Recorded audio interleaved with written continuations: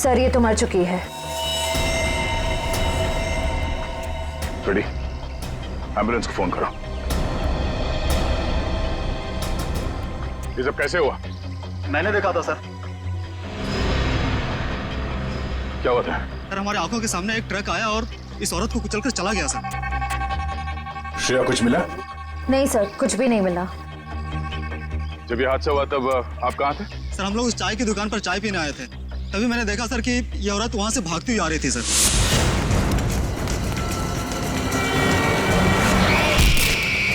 Sir शायद ये speed में आते हुए ट्रक को देखकर डर गई होगी, इसे पता ही नहीं चला होगा कि क्या करे।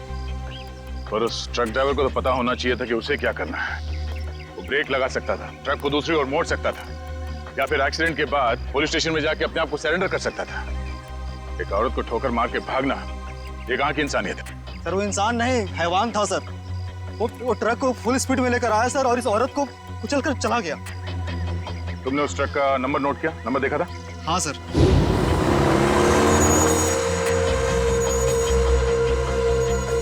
इस औरत के हाथ में कोई पर्स या बैग वगैरह था? नहीं सर। लेकिन सर इस औरत के हाथ में एक बच्चा था। क्या? इस औरत के हाथ में बच्चा था? हाँ सर, इस औरत के हाथ में एक बच्चा था और ये बच्चों को लेकर भाग रही थी। लेकिन सर जब एक्सीडेंट हुआ तो इसके हाथ में कोई बच्चा नहीं था। सर बच्चा था इसके हाथ में और एक मिनट, आप ठीक से याद करके बताओ, आपने क्या देखा था? सर मैं अपनी दुकान में था और इस औरत को देखा तो इसके हाथ में एक बच्चा था और ये बच्चे को लेकर भाग रही थी साहब। जिन्होंने इस औरत को बच्चे के साथ भागते हुए देखा, और इन साहब का कहना है कि इस औरत के हाथ में बच्चा था ही नहीं। पर अगर इस औरत के हाथ में वाकई में बच्चा था तो बच्चा कहाँ गया? कहीं ऐसा तो नहीं कि इस औरत ने बच्चे को कहीं छोड़ दिया? हो सकता है फ्रेडी, उस बच्चे को ढूंढना होगा।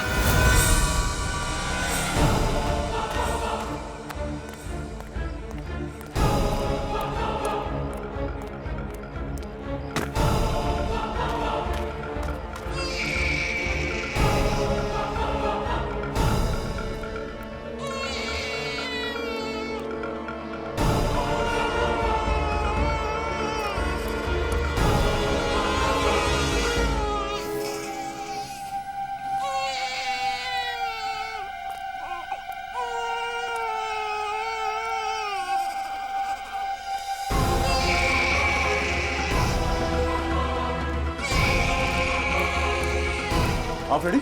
सर बच्चा टोकरी में है सर। अरे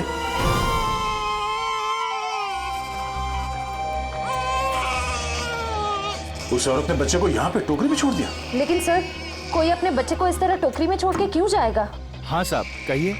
ये बच्चा यहाँ इस टोकरी में कैसे आया? बच्चा? हाँ सर मुझे नहीं पता, मैं तो अपनी दुकान लगा रहा था, फल लेने गया था। इसका मतलब है मरने से पहले इस औरत ने इस बच्चे को यहाँ टोकरी में रखा। हमें उस मरी हुई औरत का पता लगाना है और ये बच्चा। इस बच्चे को हम अपने साथ लेके चलते हैं। इस बच्चे का ख्याल रखना हमारा फर्ज है। पहले ये पता करते हैं कि इस बच्चे के परिवार में है कौन। सर उस औरत के बैकग्राउंड के बारे में तो कुछ पता नहीं चला, पर डॉक्टर सालुंके ने कुछ जरूरी बात पता लगा ली है। वो क्या?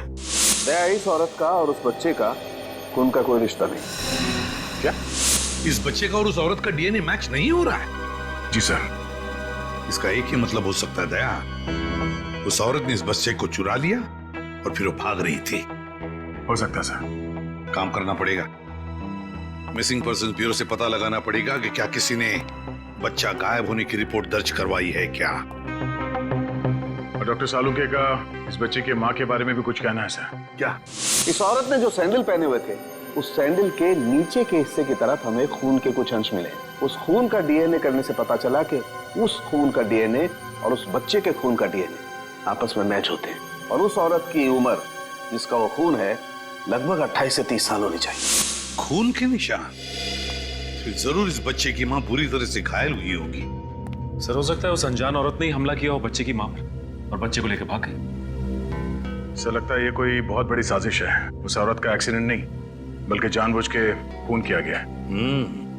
सर हमने आरटीओ में भी पता किया, ट्रक का नंबर उनके रिकॉर्ड्स में भी नहीं है।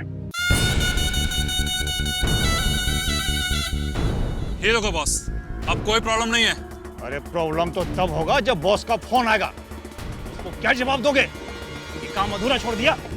सर, एक ऐसा सुराग मिला है जिससे पता चल सकता है कि ये औरत है कौन। वो क्या? ये उस औरत के कपड़े, इस पे लॉन्ड्री का टैग लगा हुआ है। बस सुबह इस टैग से पता लगाओ ये कौन सी लॉन्ड्री है, और इस लॉन्ड्री से हमें पता चलेगा कि ये औरत रहती कहाँ है। सर, तब तक मैं इस बच्चे को संभालूंगा सर, अपने घर पे।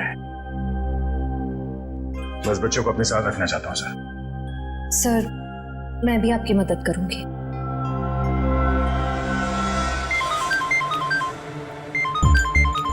उसी का फोन है। सलाम बॉस। मुझे वो बच्चा किसी भी हालत में जिंदा चाहिए, किसी भी हालत में। समझ गए तुम? जी बॉस।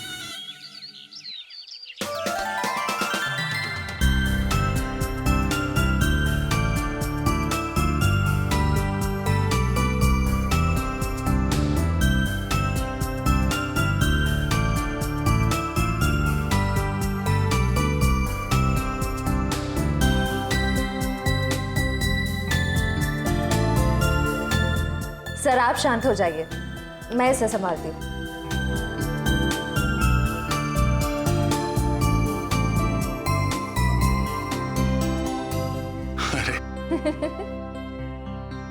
इतनी बात मेरी समझ में नहीं आई।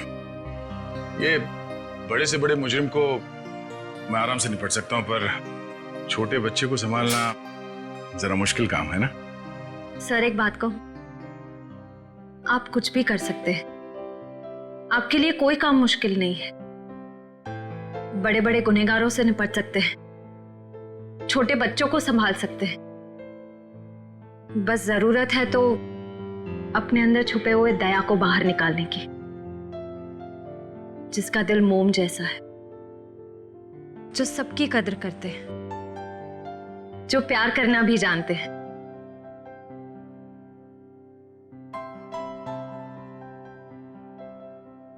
I mean,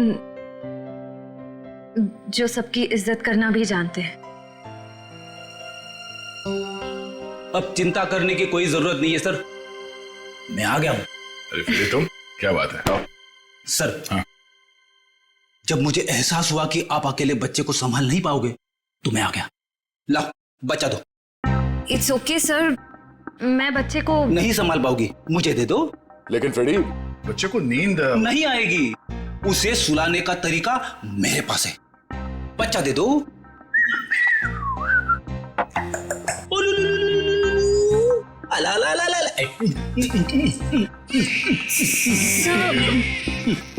फ्रेडी क्या कर रहे हो? सर, जिद छोड़ो और बच्चे को वापस दे दो श्रेया को। सर प्लीज, मैं संभाल लूंगी। कोई प्रॉब्लम नहीं है सर, बच्चे को चुप कराने का फॉर्मूला मेरे पास है। श्रेया, टीवी का रिमोट देना। अब देखना सर, ये कार्टून चैनल देख के बच्चा कैसा खुश होता है। कौन से नंबर पे?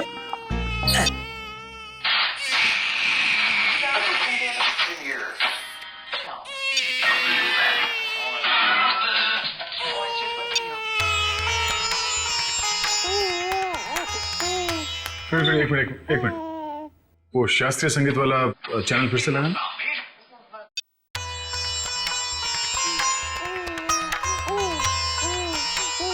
सुरों की काफी समझ है इसे। हाँ सर, बड़ा होके बड़ा संगीतकार बनेगा। सब हो रही दुकान।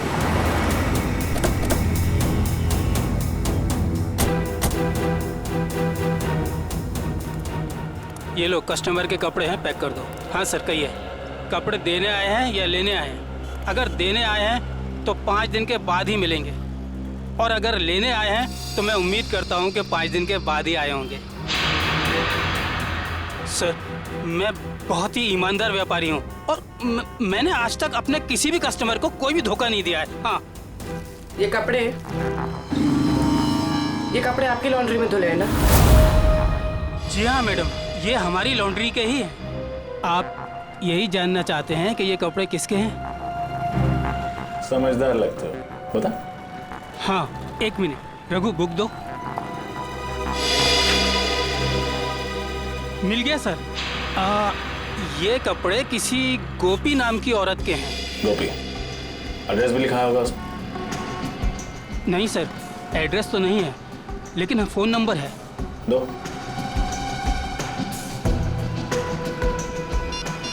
साहब, मुझे तो पहले से शक था जब वो लड़की यहाँ कपड़े डालने आई थी।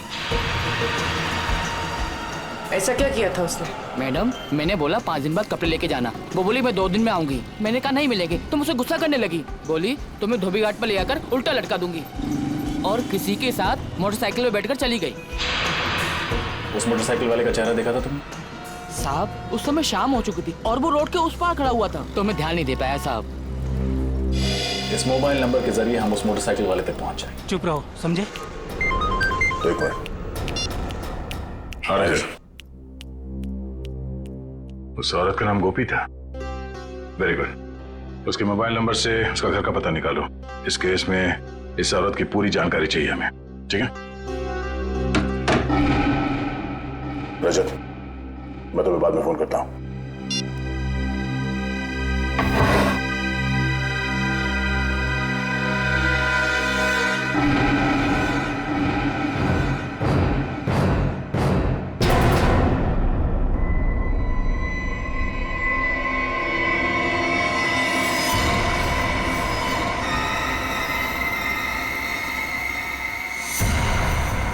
दया, तुम फौरन अपनी बंदूक नीचे रख दो, वरना इस लड़की का भेजा बाहर कर देंगे। दया, तुमसे हमारी कोई दुश्मनी नहीं है, बस ये बच्चा हमारे हवाले कर दो और अपनी जान बचा लो। अपनी जान की परवाह करने वाले कायरों को हम सीआईडी में भर्ती नहीं किया करते। अगर इस बच्चे को किसी ने छुआ भी ना, तो तुम सबकी अर्थी यहीं से उठेगी। अर्थी तो इस छोकरी की उठेगी दया। बस तुम कंधा देने के लिए तैयार रहो। बंदूक नीचे रखो, नीचे रखो बंदूक। सर, आप मेरी परवाह मत कीजिए, आप गोली चलाइए। चुप! दया, गन नीचे रख, नीचे रख गन दया, वरना इस छोकरी की खोपड़ी उड़ा दूंगा मैं। एक मिनट।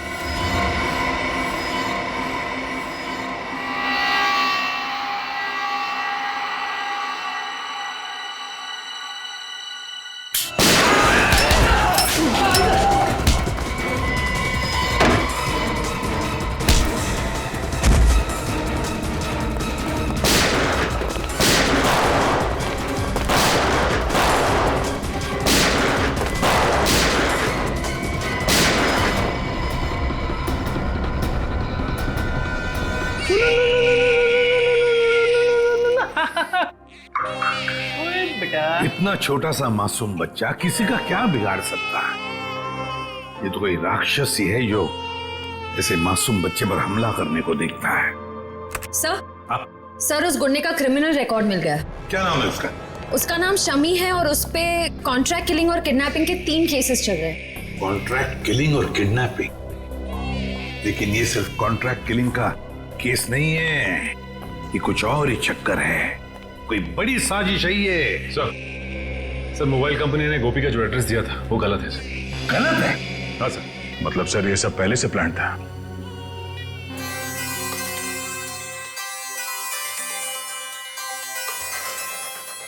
अरे, वाइफ का फोन।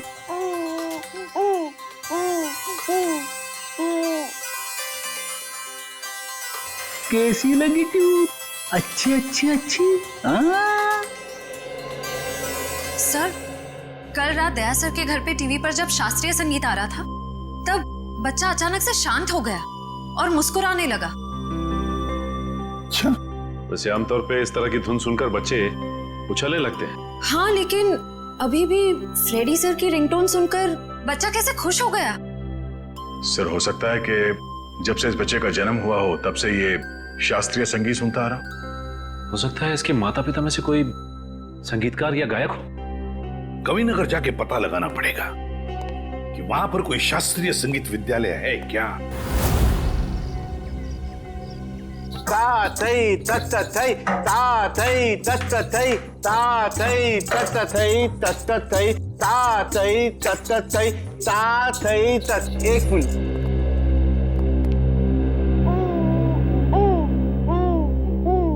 सर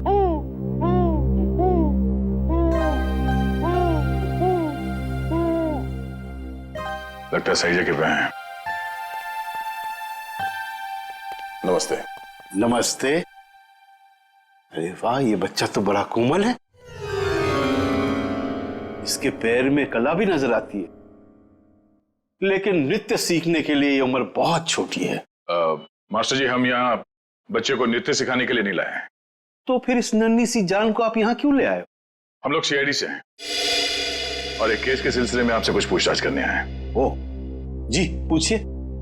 जरा इस बच्चे को देखिए। आप पहचानते हैं इसे? देखा आपने इसे? जी नहीं, इस बच्चे को कभी देखा नहीं मैंने। आपने इस औरत को देखा है? अरे ये तो हमारे बगल वाली डे केयर सेंटर में काम करती है। Baby day care centre?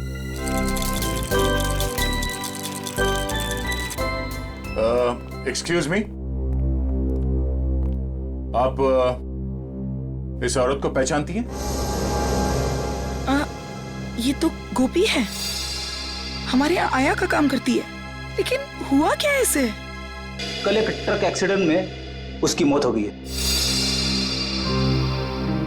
खैर, आप इस बच्चे के बारे में क्या बता सकती हैं? इसका नाम बॉबी है और इसकी माँ का नाम जूही है। ये एलएसटी सोसाइटी में रहती है। LST society?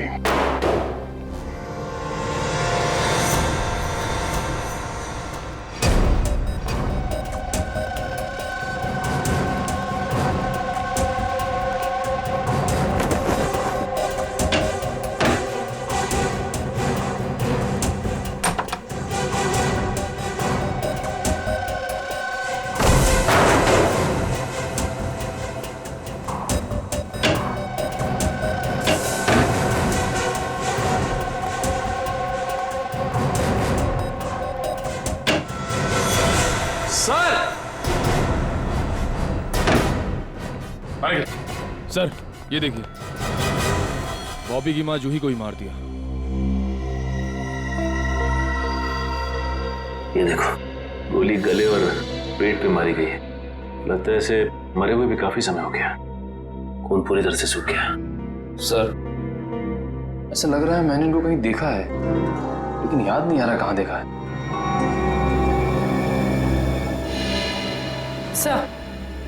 सर वो देखिए।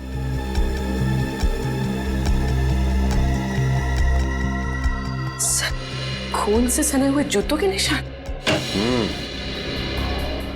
ये देखो, पूर्वी, ये चप्पल के निशान तो बिल्कुल वैसे ही हैं जैसी चप्पल गोपी ने पहनी हुई थी। इस औरत ने जो सैंडल पहने हुए थे, उस सैंडल के नीचे के हिस्से की तरफ हमें खून के कुछ अंश मिले और वहां से भी हमें सूखा हुआ खून मिला था। अभी कोई संजोग तो नहीं हो सकता है ना सर? पर सर, गोपी तो गुनहगारों की साथीदार थी। वो खिड़की से बच्चे को लेकर क्यों भागेगी? ये समझ में नहीं आ रहा कि वो यहाँ आई क्यों थी। वो तो नर्सरी में आया का काम करती थी ना। मगर सर, जूही को मारने के बाद बच्चे को अगवा करने की क्या जरूरत थी? एक बच्चे से किसी का क्या फायदा हो सकता है? सर, मुझे लगता है ये जूही के पति की फोटो है। लेकिन ये जूही के पति की फोटो है नहीं, बल्कि थी। हॉल में इस फोटो पे हार चढ़ा हुआ था। एक काम करो, इस कमरे को अच्छी तरह से छान मारो, देखो क्या मिलता है। सर,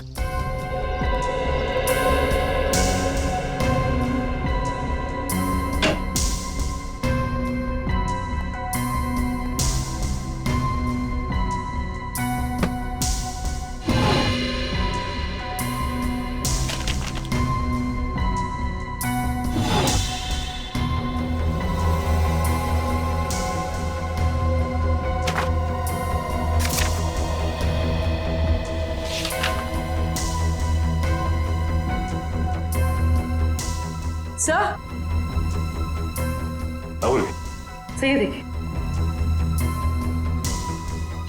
तो जूही एक एक्ट्रेस थी, इसीलिए उसने अपना पोर्टफोलियोज बनाया था।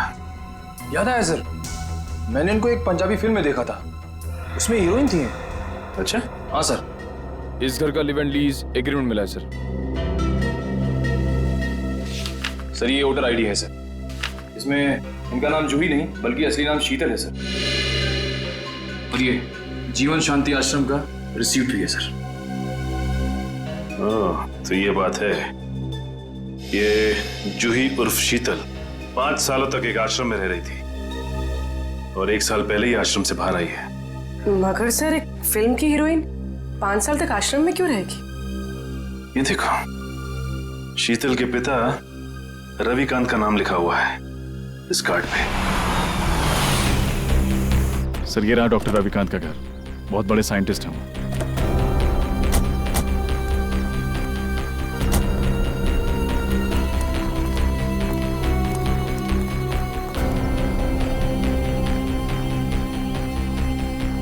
सर ये घर तो लगता है काफी टाइम से बंद पड़ा है। हाँ रजत, ये देखो कितने दिनों के अखबार पड़े हैं यहाँ पर, ये सारे खत पड़े हैं। काम करो, इन दोनों घर के अंदर जाके अच्छी तरह से तलाशी देखता हूँ ये चिट्ठियां क्या है।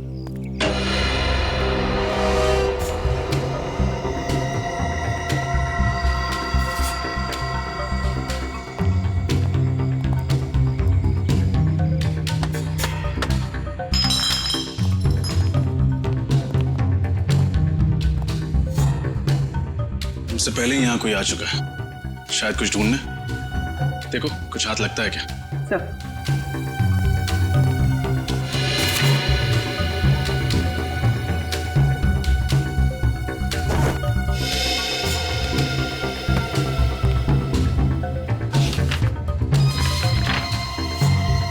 Legal notice? अरे सुनिए सुनिए, देखिए मैं सीआईडी से हूँ। एक बात बताइए, आप रविकांत जी को जानते हैं? हाँ सर, 10 सालों से वो मेरे पड़ोसी हैं। अचानक उनकी मौत की खबर सुनकर बहुत दुख हुआ। अचानक मौत हो गई रविकांत जी की? कब, कैसे? गाड़ी की स्पीड इतनी तेज थी कि वो कंट्रोल नहीं कर सके और वो जाके नदी में गिर गए। Oh my God. कुछ मिला? नहीं सर। ये रविकांत जी का एक्सीडेंट ही था या? एक्सीडेंट ही था सर। ठीक है, थैंक यू वेरी मच। अब जा सकते हैं। नोटिस कैसी?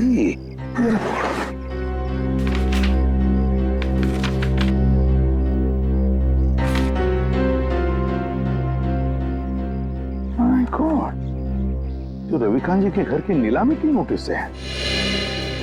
सर इतनी जल्दी ही नोटिस? पिछले महीने तो रविकांत जी की मौत हुई थी। तो पूर्वी पिछले महीने रविकांत जी की मौत होगी, उसके बाद में उनकी बेटी शीतल की मौत। ये कोई कोइंसिडेंस नहीं हो सकता, कोई इत्तेफाक नहीं है, ये कुछ और ही चक्कर है। कुछ ना कुछ तो गड़बड़ जरूर है। और फिर अब शीतल के बच्चे की भी जान को खतरा है। इस रविकांत जी के एडवोकेट से मिलना पड़ेगा, वकील से मिलना पड़ेगा, पता लगाना पड़ेगा इस घर के नीलामी का राज क्या है। ओ, रविकांत जी की प्रॉपर्टी की नीलामी की नोटिस ये तो मैंने बनवाई है, लेकिन आपको कहां से मिली? उनके घर से। एक और बात, उनकी बेटी शीतल का किसी ने खून कर दिया। शीतल का खून? लेकिन ये किसने किया? उन्हीं का पता लगाने ही तो हम आपके पास आए हैं। मैं कुछ समझा नहीं। रविकांत जी और शीतल के बाद इस मकान पर हक किसका बनता है? शीतल जी के बेटे बॉबी का। सिर्फ मकान पर ही नहीं, कसारा में जो 50 एकड़ जमीन है वो भी बॉबी के नाम हो जाएगी। अच्छा, और ये नीलामी का आइडिया किसका था? रविकांत जी के छोटे भाई राकेश का। राकेश? इस राकेश के बारे में और कुछ जानते हैं? जी हाँ, दरअसल उनके परिवार को मैं पिछले 15 साल से जानता हूँ। उनके सारे लीगल मैटर्स मैं ही देखता हूँ। रविकांत और राकेश के पिताजी की जब मृत्यु हुई तो उनके प्रॉपर्टी का सबसे बड़ा हिस्सा रविकांत को मिला और सिर्फ 15% राकेश को। ऐसा क्यों किया उनके पिता? क्योंकि राकेश के तौर तरीके और आलसीपन की वजह से उनके पिताजी काफी नाराज थे और उनको राकेश पर भरोसा नहीं था। तो इस बात से तो राकेश जी को बहुत गुस्सा आया होगा। जी हाँ, बहुत। इतना ही नहीं, उसने अपने भाई के साथ सारे रिश्ते नाते तोड़ दिए थे। फिर अचानक दिवाली के दिन आकर गले मिले और सारे गिले शिकवे दूर हो गए। हो सकता है ये राकेश की चाल हो, रविकांत जी का भरोसा जीतकर उनकी पीठ पर वार करने की। सर ये भी तो हो सकता है कि बॉबी को राकेश जी ने अगवा करवाया हो। ये तो राकेश से मिलकर ही पता चलेगा।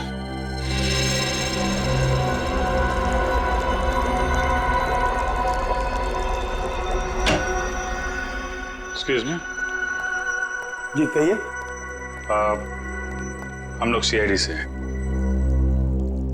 डॉक्टर रविकांत के बारे में तो आप लोग जानते ही होंगे। जी डॉक्टर रविकांत मेरे गुरु जैसे थे। आप? जी मेरा नाम फनीश है। इस लैब में जो भी रिसर्चेज होती हैं उन्हें मैं फाइनेंस करता हूँ। मिस्टर फनीश, हम डॉक्टर रविकांत की मौत के बारे में आप लोगों से कुछ पूछताछ करने हैं। उनकी मौत से तो हम सबको बहुत बड़ा सदमा पहुंचा है सर। न केवल इस लैब का बल्कि हमारे देश का भी बहुत बड़ा नुकसान हुआ है। लेकिन वो कहते हैं ना कि नसीब के आगे किसी का बस नहीं चलता। ऐसा लगता है कि उनकी मौत से किसी और का नसीब जरूर जग गया है। मैं कुछ समझा नहीं। हमें शक है कि उनकी कार का एक्सीडेंट हुआ नहीं है बल्कि करवाया गया है। यानी किसी ने उनका मर्डर किया? शायद। वैसे किस चीज पे रिसर्च कर रहे थे डॉक्टर रविकांत? इसके बारे में तो उन्होंने कभी किसी को कुछ नहीं बताया। वो एक टॉप सीक्रेट रिसर्च कर रहे थे, इसीलिए उसका जिक्र उन्होंने कभी किसी को नहीं किया। सर वो कुछ डरे डरे से रहते थे। क्यों? किससे? इसके बारे में उन्होंने किसी को बताया नहीं, लेकिन वो अपने जो रिसर्च के पेपर्स है ना वो अपने केबिन के लॉकर में रखते थे और तकरीबन हर रोज वो लॉकर का पासवर्ड चेंज करते थे। पता नहीं क्यों। लगता है ये रिसर्च की वजह से उनका खून किया गया है। उनका केबिन दिखाइए जरा।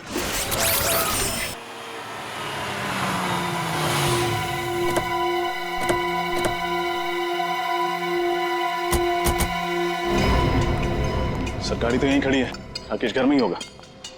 हाँ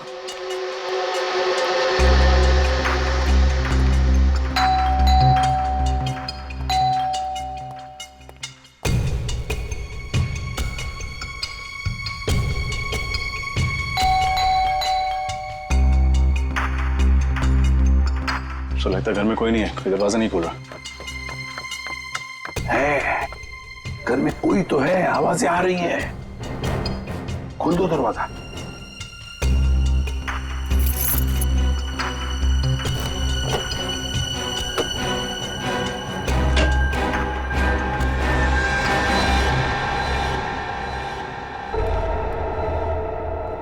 संभल के।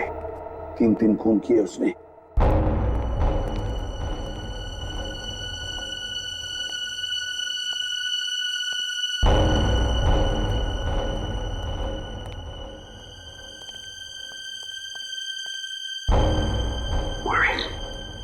इस तरफ जाओ। Sir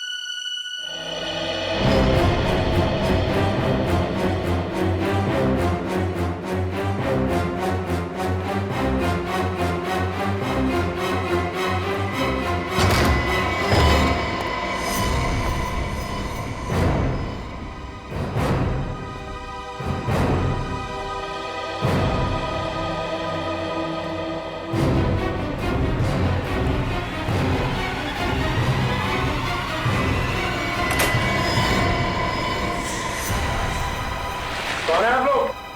CID. लेकिन मैंने किया क्या है? क्या क्या है? हैं?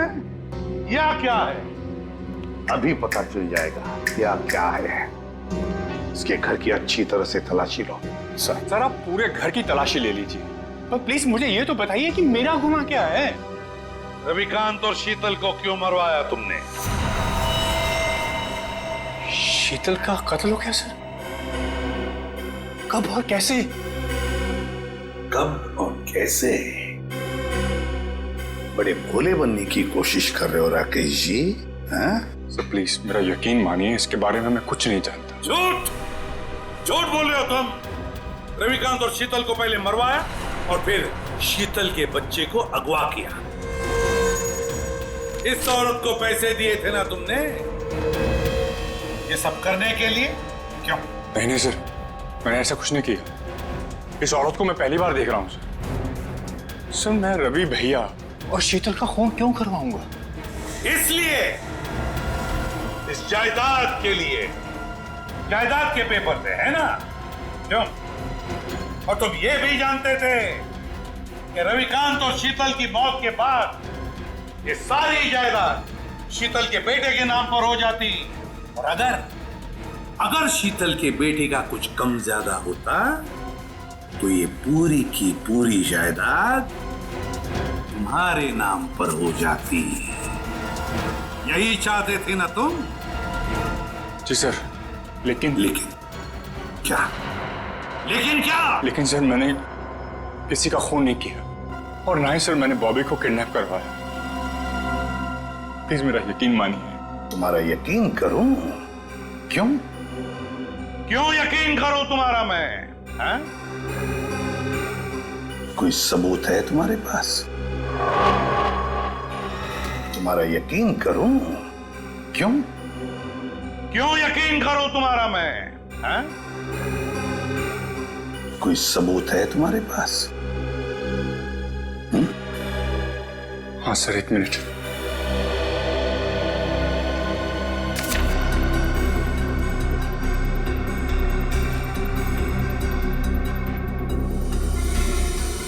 रविकांत चैरिटी फाउंडेशन, 50 लाख रुपए। जी सर, जायदाद में जितना भी मेरा हिस्सा था उस सबको बेचकर सारे रुपए में रवि भैया की चैरिटी में डालने वाला था। सर भगवान का दिया हुआ मेरे पास सब कुछ है। पैसों के लिए मैं अपने भैया का खून क्यों कर रहा हूं? सर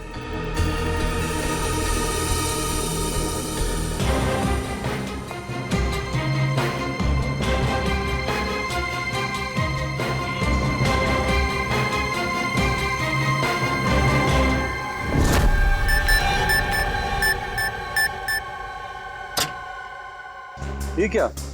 लॉकर तो खाली है। खाली है? अभिजीत, ये देखो अभिजीत, ये रिसर्च पेपर्स हैं, जला दिए गए हैं। वही पेपर है ना? हाँ सर, ये तो वही रिसर्च पेपर्स है जिन पर डॉक्टर रविकांत रिसर्च कर रहे थे, पर उन्होंने ये जलाए क्यों? शायद उन्हें डर होगा कि ये रिसर्च के पेपर किसी गलत हाथों में ना पड़ जाए। पंकज, मिला कोई? नहीं सर, सारी फाइल्स डिलीटेड है। एक फाइल है, इसको मैं खोलने की कोशिश कर रहा हूं सर, एक सेकंड। सर खुल गई। क्या है इसमें? पता नहीं, साइंस के आई थिंक कोई फॉर्मूलाज है, मेरे तो कुछ समझ में नहीं आ रहा है। मैं देखता हूं।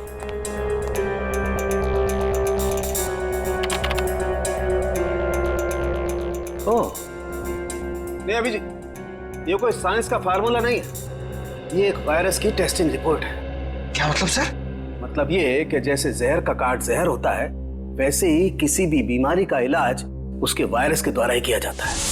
और इस वायरस का टेस्ट किसी इंसान पर कर रहे थे डॉक्टर रविकांत। और कौन सा वायरस है ये? ये बेलकॉप नाम का वायरस है। बहुत रेयर किस्म का वायरस है, ज्यादा सुना नहीं है इसके बारे में। मगर सर ये वायरस टेस्ट किस पर कर रहे थे? माय गॉड, मैं समझ गया अभिजीत। अरे है कौन वो? अभी नहीं, 1 घंटे के बाद मैं तुम्हें ब्यूरो में मिलता हूं, कंफर्म कर लूं फिर बताता हूं। सचिन, पता चला डॉक्टर रविकांत लैब में क्या बना रहा था? नहीं सर, अब तक तो कुछ नहीं पता चला। सालू के साहब कह के गए हैं कि 1 घंटे में वापस आता हूं। फिर बस पता चल गया, मैंने गुत्थी सुलझा ली। यार तुम्हें बताना सालुंखे। बॉस, उस रिसर्च लैब में हमने जिस पेशेंट की रिपोर्ट देखी थी उसमें पोलकॉप नाम का वायरस था। ये कौन सा वायरस है? वही तो पता लगाना है, लेकिन एक टेंशन है बॉस। किस बात की टेंशन? बॉस, मैंने जब पता लगाया तो पता लगा कि पोलकॉप नाम का वायरस तो है ही नहीं। अरे तो फिर सालुंखे साहब, उस मरीज के शरीर में ये वायरस आया कहां से? वही तो बॉस, मैंने जब उस बच्चे का ब्लड टेस्ट किया दोबारा से तो पता ये चला कि उसे हिस्लेक्सिया नाम की बीमारी है, सांस लेने की बीमारी, जिसका कहीं कोई इलाज नहीं है। लेकिन जब मैंने बच्चे का ब्लड टेस्ट किया तो पता ये चला कि हिस्लेक्सिया का असर उसके शरीर में, उसके खून में धीरे धीरे कम हो रहा है। वो कैसे? वही तो प्रॉब्लम है बॉस। जब मैंने बच्चे का ब्लड टेस्ट दोबारा से किया तो पता लगा कि उसके शरीर में अलग अलग किस्म के वायरस हैं। जिसकी वजह से डिस्लेक्सिया का असर उसके खून में धीरे धीरे कम हो रहा है। और इन्हीं वायरस में से पोलको वायरस भी है। मतलब वो टेस्ट रिपोर्ट बच्चे की थी? हाँ बिल्कुल। मतलब ये जो कुछ भी हुआ है इस पोलको वायरस की वजह से ही हुआ है। कोई तो है जो इस पोलको वायरस पर कब्जा करना चाहता है। हाँ सर, डॉक्टर रविकांत ने वायरस के सारे सैंपल और रिसर्च के सारे मटेरियल तबाह कर दिया, बर्बाद कर दिया सर। अब ये वायरस सिर्फ बच्चे के अंदर है। मतलब सचिन, बच्चे की जान को खतरा है।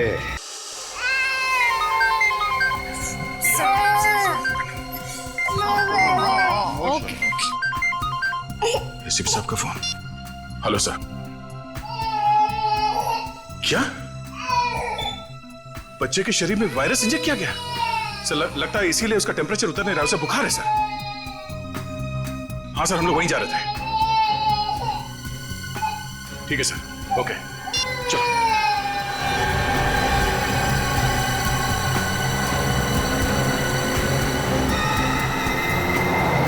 चलो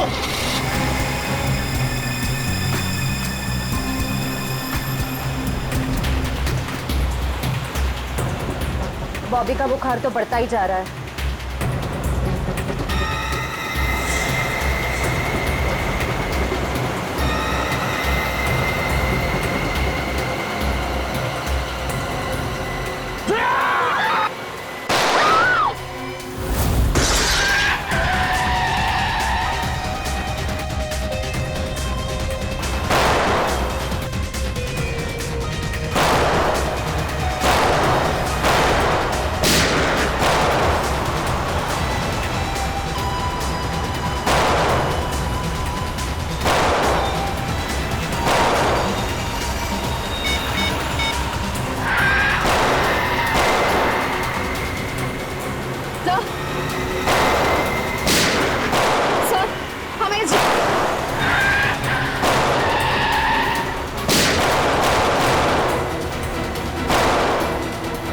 श्रेया तुम ठीक हो?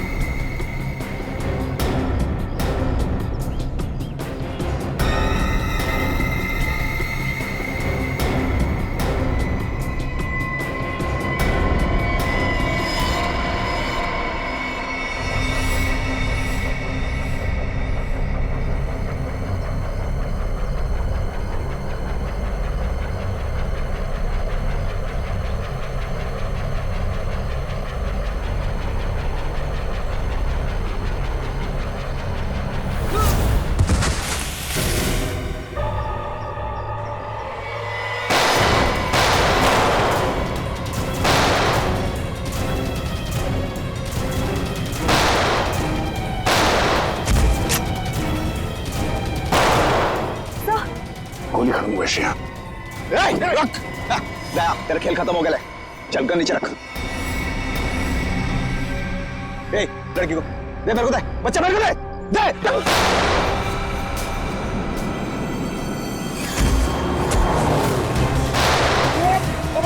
किसके कहने पे किया ये सब?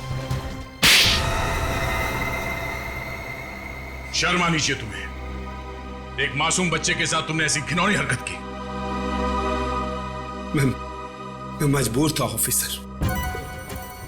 मैंने डॉक्टर रविकांत की रिसर्च पर लाखों रुपए खर्च किए, यह सोचकर कि रिसर्च कामयाब होगी तो मैं करोड़ों रुपया कमाऊंगा, मेरी कंपनी के शेयर्स फिर से टॉप पर आ जाएंगे।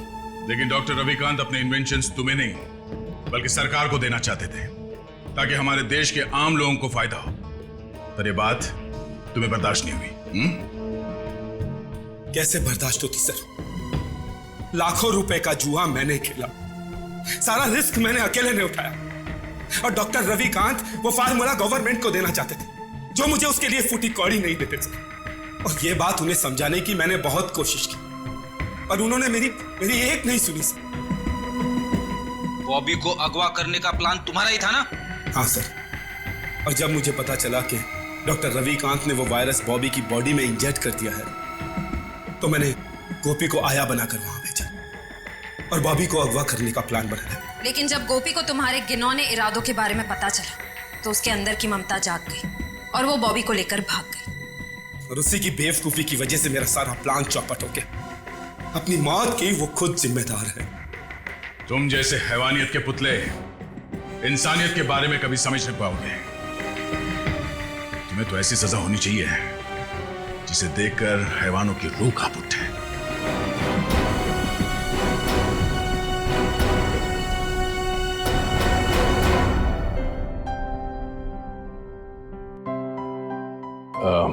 सर, हमें इस बच्चे के भविष्य के लिए कुछ करना चाहिए। हाँ, इसके भविष्य का पूरा बंदोबस्त करके रखा है।